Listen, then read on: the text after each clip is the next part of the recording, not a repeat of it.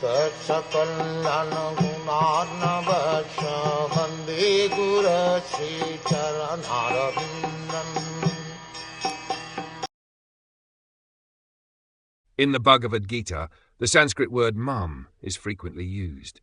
This word means unto me. Krishna, the Supreme Personality of Godhead, says unto me, Krishna.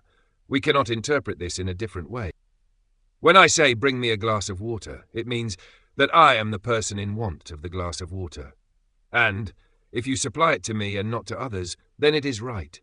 But when Krishna says unto me, that means Krishna. Yet philosophers, they're still interpreting. They say it means unto something else. Even grammatically, this is wrong. One who has developed attachment to Krishna is Krsna conscious. They say, if you have attachment for your lover, you always think of her. That is lover consciousness. It is natural, isn't it? It is stated that a woman who has another lover besides her husband shows herself very attentive to her household duties, but is always thinking, when shall my lover and I meet in the night? This is an example. It is possible, in spite of our false engagement, if we love somebody, to think of him always. If this is possible materially, why not spiritually? That is the whole teaching of the Bhagavad Gita. In the Gita, Krishna says to Arjuna, as a fighter, you have to fight. You cannot step away from the fighting. It is your duty. Nowadays, I have practical experience that the draft board of your country is calling for boys to join the army, but they are not willing. They are not willing because they are not trained as Kshatriyas, warriors. They are trained as Shudras, labourers. Therefore, the caste system is very scientific. A section of people should be trained as Brahmanas, men of knowledge. Those who are intelligent enough in the society should be picked and trained in higher philosophical science, and those who are less intelligent than the Brahmanas should be given military training. We require everything in society, not only military men. How can everyone be a military man? Because they are sending Shudras, ordinary workers, to Vietnam. These are unnecessarily being killed. Any country which is very proud of scientific advancement and yet does not know how to organize its society is a fool's society. In the Bhagavad Gita, Krishna says that there are 4 divisions of society: Brahmana, Kshatriya, Vaishya and Shudra. That is natural. Some are inclined towards spiritual advancement, and these are the Brahmanas. Now, we are training boys who are spiritually inclined, and they are unnecessarily being forced into military service. The foolish have no knowledge that some boy is being trained up in higher science. Why should he be destroyed when he is being perfected? The intellectual persons, those boys who have Brahminical qualifications, are being restrained in Brahmacharya student life. They don't take to meat-eating, they don't take part in illicit sex. They are being trained as complete Brahmanas, the highest intellectuals, the most purified persons in society. If there is one Brahmana in a whole family, then the whole family, the whole society becomes sanctified. But today they have no knowledge of how to train a Brahmana, or how to train a Kshatriya. In the other fields of action, in the work of Shudras and Vaishyas, there is nice training. If anyone wants to be a businessman, there are colleges or technological schools. That's very nice. But why? Why should everyone be dragged into technology? Just as in your body, for proper maintenance, we require the head, the arms, the belly, and the legs. All these parts of the body are required. You cannot say we do not require the head. That is nonsense. We require everything. Suppose there is a body without a head. It is a dead body. If the body is now intact but there is no head, it is called a dead body. The head is considered to be the intellectual part of the body. Similarly, if there is no Brahmana in the society, it is a dead body. If there is no spiritual man in the society, it is a dead society. Therefore, Krishna says, I have created the 4 divisions of society according to quality and work. If someone is working as a brahmachari brahmana and has acquired the quality of understanding Krishna, the Supreme Lord, then why should he be called for army action?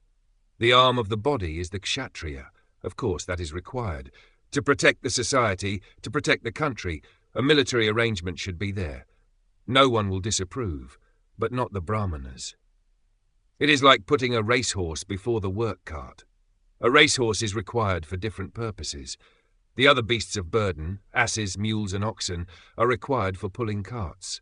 I say this frankly, everyone may read it, that any society where there are no spiritual persons or no Krishna consciousness is a rascal society. Why? Because it has no head. Where there is a headless man, there is a dead body. And if there is no brain, there is no head. If the brain is not working properly, then he is a madman. And if he has no head at all, then he is a dead man. Do you think that in a dead society, or a mad society, there can be any peace? No. If the society is full of madmen, then where is the question of peace? Therefore, Krishna consciousness is the most important study in present-day society. The men who are leading the society, the President and the Secretary of Defense, should have the intelligence to understand this science of the soul. The other day, when coming to your country, I met a secretary of the Japanese government in Tokyo. I wanted to explain to him that he should cooperate with this movement, but he said, "Oh, we cannot cooperate with any religious movement." He is one of the chief secretaries of the government, and he is such a fool. He is taking this movement as a religious movement, just as we have so many sentimental religions. But this is not sentimental.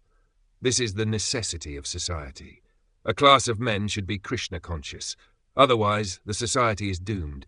It is going to hell. And when such rascals are at the head of the government, how can there be peace? How can you expect peace in a dog's society? The dogs are, by nature, howling, woof, woof, woof, as soon as they see other dogs. So, do you mean to say there will be peace if you turn human society into dog society, into cat society, into tiger society? The tiger is very powerful. He can kill many other animals. But does that mean he is a very important animal? No, he has no use in society.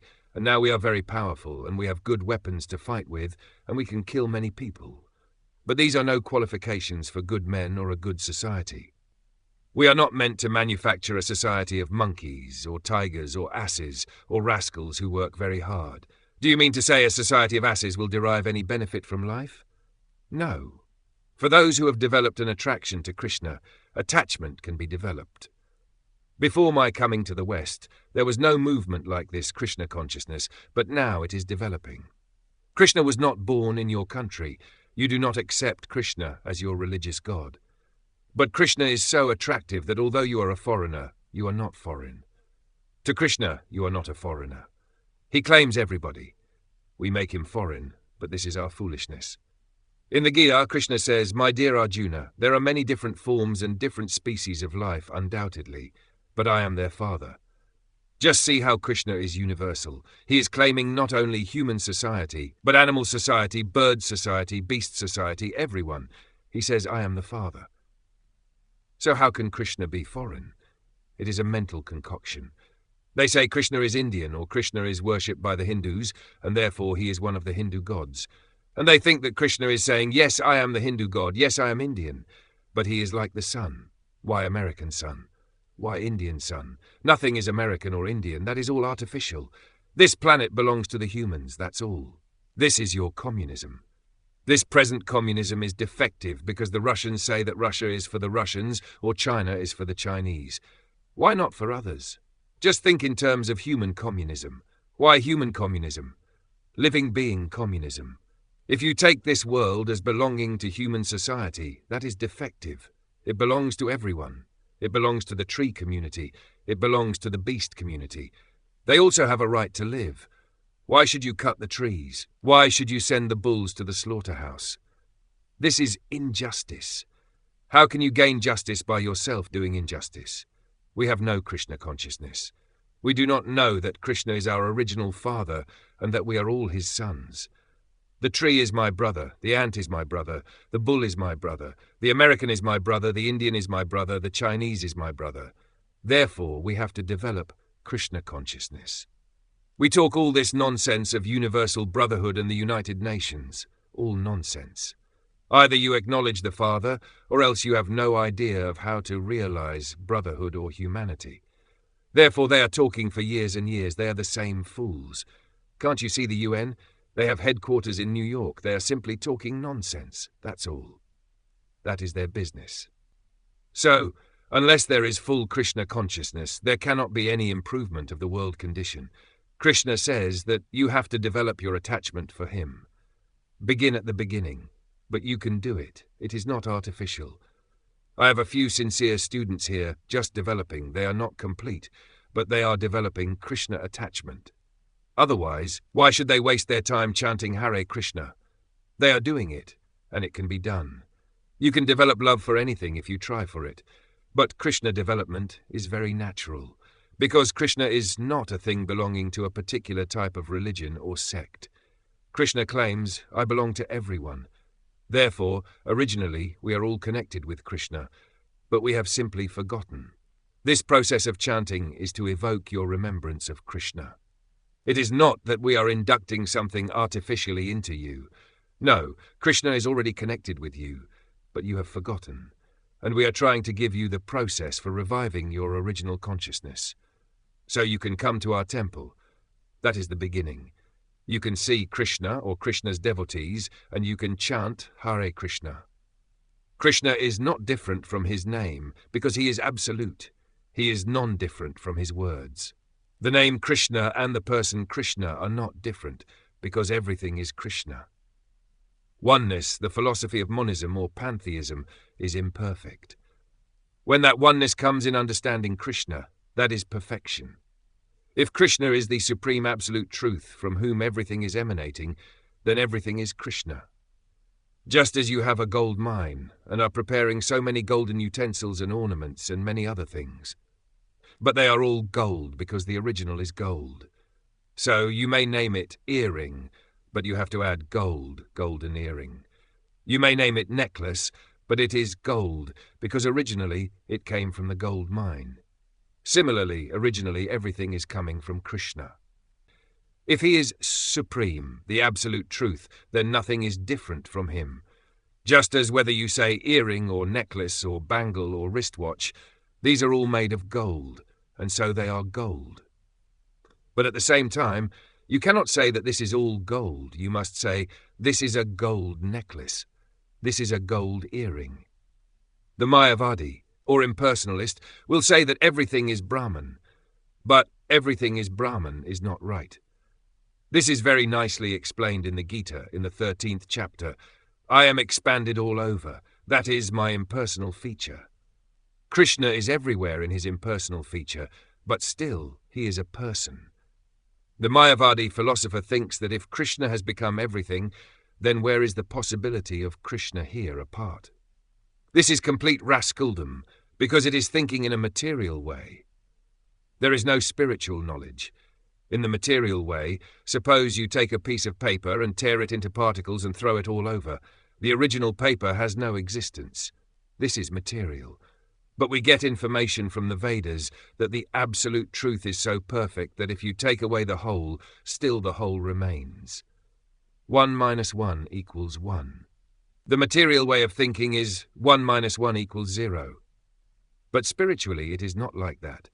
Spiritually 1 minus 1 equals 1, and 1 plus 1 equals 1 also.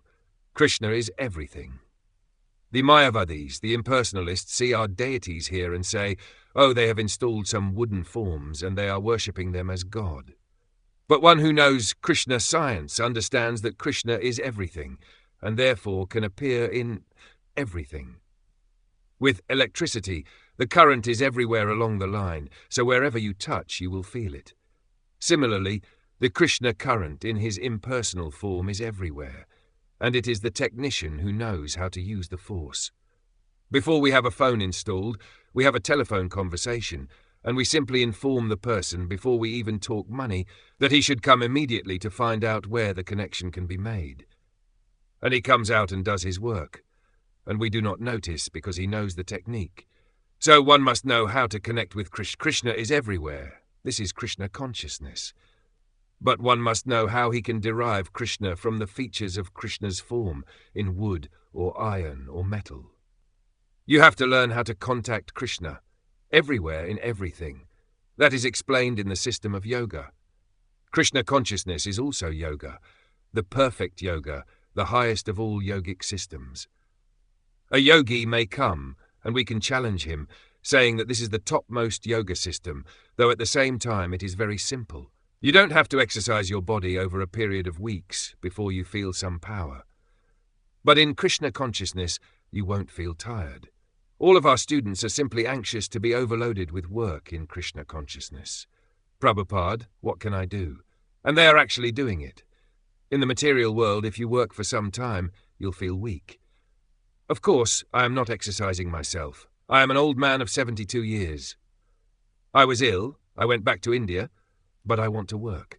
Actually, I could retire from all these activities, but as far as I can, I want to work. I want to learn day and night. At night I will work with the dictaphone, and I am sorry if I cannot work. This is Krishna consciousness. One must be very anxious to work. It is not an idle society.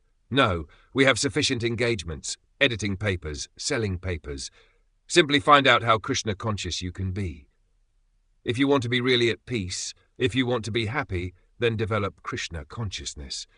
And the beginning is to develop attachment for Krishna. The process which we have prescribed is chanting and dancing before the deities and offering prasadam, spiritual food. This will make you more Krishna conscious. The yoga system, as it is described in the Bhagavad Gita, is different from the bogus yoga system which is going on in the West these days. The yoga systems which have been introduced into the West by so-called yogis are not bona fide. Yoga is difficult. The first thing is to control the senses. That is the position of the yogi. He is not allowed to indulge in sex life. If you indulge in intoxication, if you indulge in meat-eating, and if you indulge in gambling and sporting, all nonsense, you cannot at the same time become a yogi.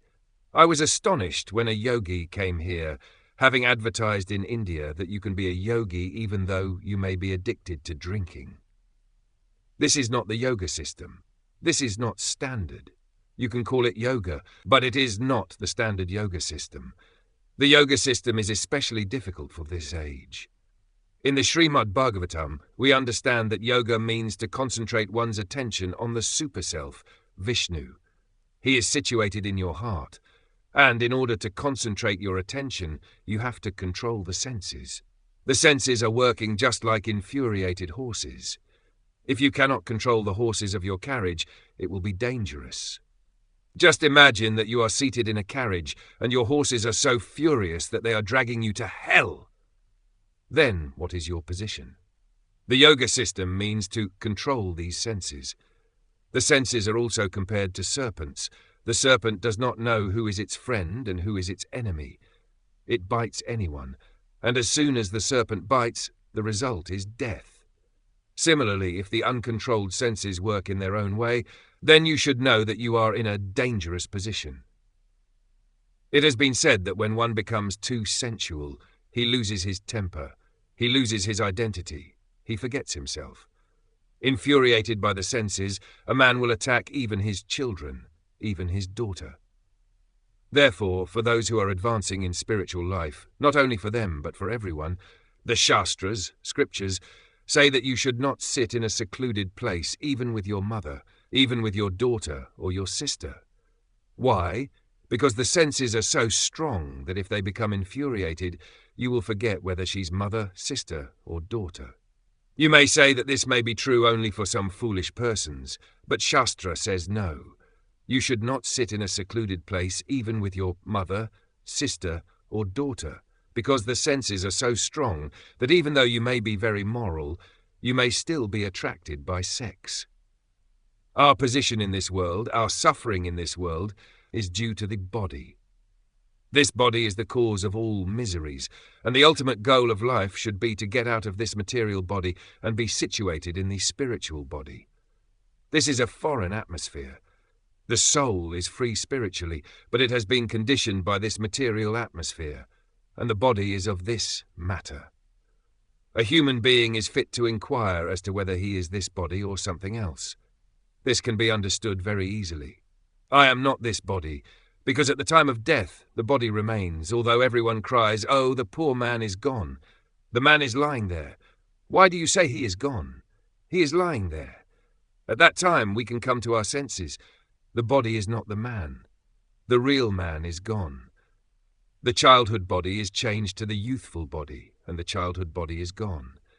Similarly, when the boyhood body is gone, you'll have to accept a body like mine, an old man's body. The body is changing. Not only year after year, but at every second the body is changing. Still, you are situated there. This is very simple to understand, and because the body is there, we are suffering. Everyone is trying to get out of suffering, in any field of action, in the economic field, in the political field, or any field of activity, social or national. Everyone is trying to get out of misery. There is no other activity. Either nationally or socially, individually or collectively, we are all suffering, and this suffering is due to the body. Yoga means to inquire, what am I? If I am not this body, then what am I? I am pure soul. Now, if my bodily activities or sensual activities are incorrect, I will not be able to understand myself, what I am, and the Bhagavad says that we are all grand fools. Why fools? Since we have this body, we are fools. If somebody invites you to come to his apartment, but you know it is full of danger, do you think you would like to go there? Oh no, you will say, I am not going there. If it is full of danger, why shall I go? Similarly, don't you think that the body is full of danger? Then, why are you going there, taking repeated birth? When you are flying in a plane, you are always fearful that there may be a crash. And what is this crashing? It is due to the body. The soul cannot be affected by crashes, but you are always afraid.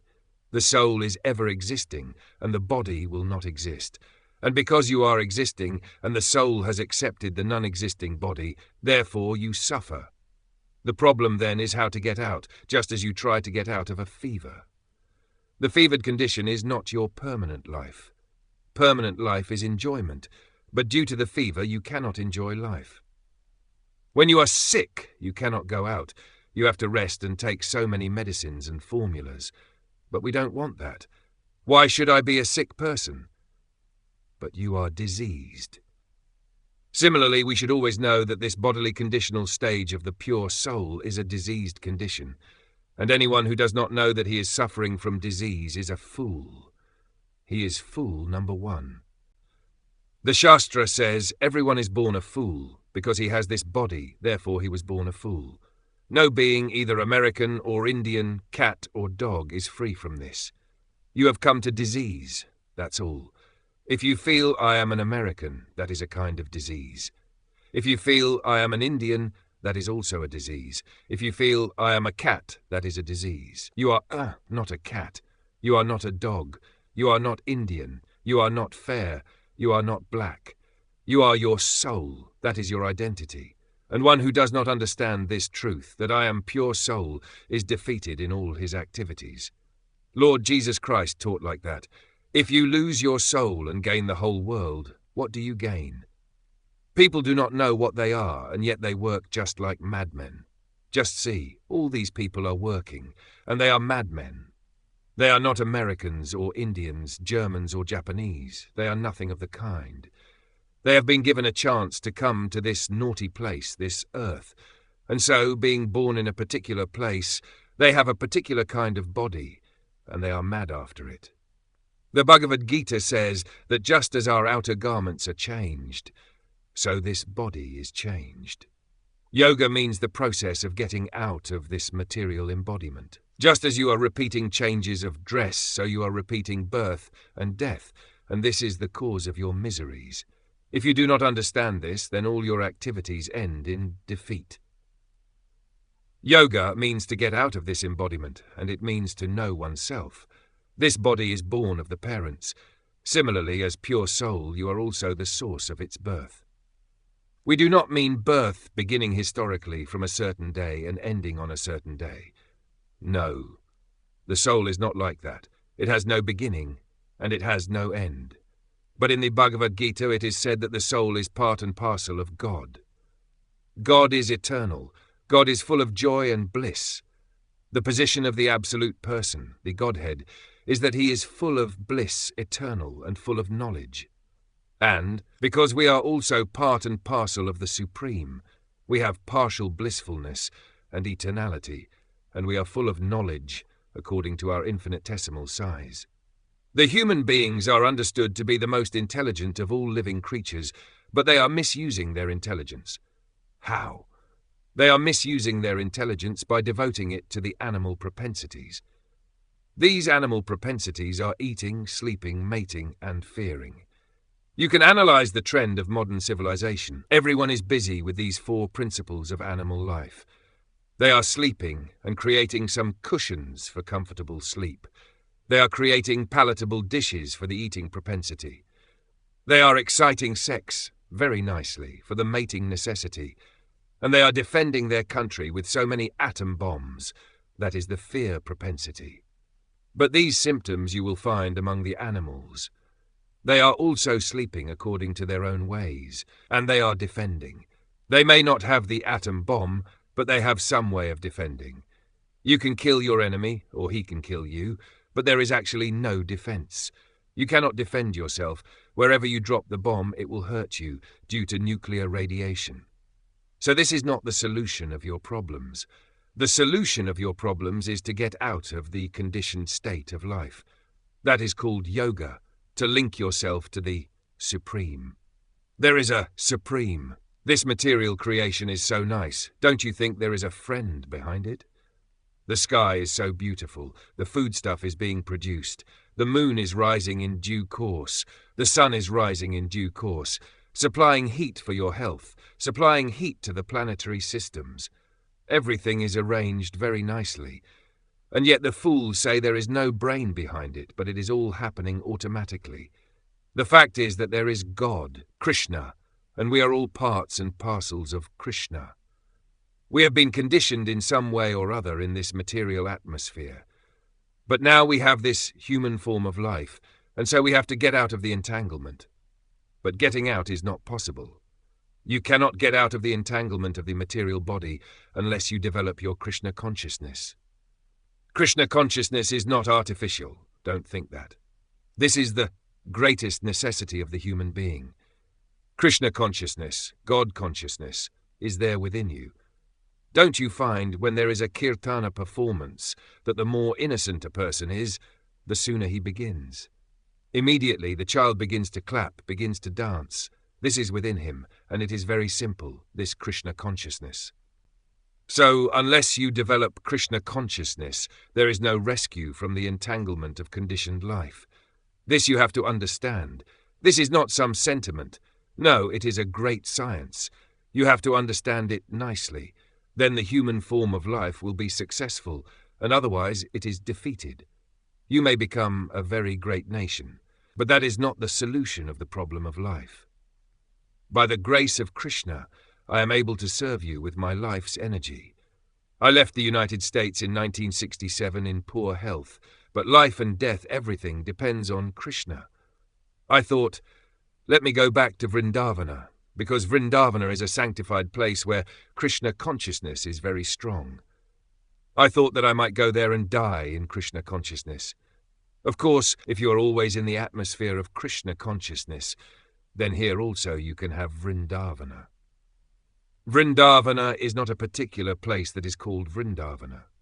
Krishna says, it is not that I live in the kingdom of God, Vaikuntha, nor is it that I live in the heart of the yogi. The yogi wants to find out where Krishna is within the heart. But Krishna says, I am not in the abode in the spiritual sky, nor am I in the heart of the yogi. Then where are you? Krishna says, I stay where my pure devotees are chanting my glories. That is Vrindavana. So if that is Vrindavana, then I am there. There is no difference. Wherever there is electric light, there is electricity. It is naturally understood. Similarly, wherever there is Krishna consciousness, it is Vrindavana. We can create Vrindavana by the mercy of Krishna, if we chant Hare Krishna.